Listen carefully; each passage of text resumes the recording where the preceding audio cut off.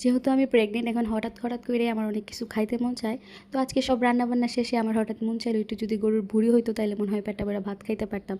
তো যাই হোক, আমি খানা টানা সব কিছু অফ কইরা গেছি ভুঁড়ি বিছরাইতে। সারা ফ্রিজ খুঁজেও কোনো গরুর ভুঁড়ি টুড়ি পাই নাই।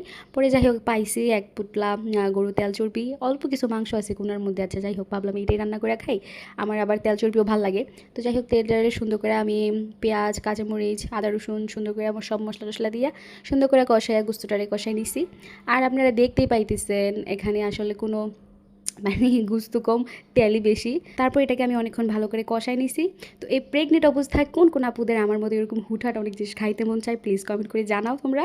তারপর এটাকে আমি অনেকক্ষণ ভালো করে কষাই নিছি। আমি এটার মধ্যে গরম পানি দিছি, গরম পানি দিয়ে অনেকক্ষণ সিদ্ধ করে তারপর আমি এটার মধ্যে কিছু আলু দিয়ে দিছি। এখন এই আলুগুলো আমার কাছে ভালোই লাগে, তো আমি একটু আলু দিয়ে দিছি। আলু দেওয়ার পর অনেকক্ষণ কষাইছি, কষানোর পর তারপর দেখলাম যে আলুগুলো ভালো করে সিদ্ধ হওয়ার জন্য আরও একটু পানি দিয়ে নিছিলাম। তো পানি দেওয়ার পর আমি গরম মশলা দিছি, তারপরে দেখি কিছুটা লবণ লাগতো, তারপর আমি কিছুটা লবণ দিয়ে সুন্দর করে রান্না করে নিয়েছি। আর এটার কালার অনেক বেশি সুন্দর হয়েছে আর খাইতে অনেক মজা হয়েছে।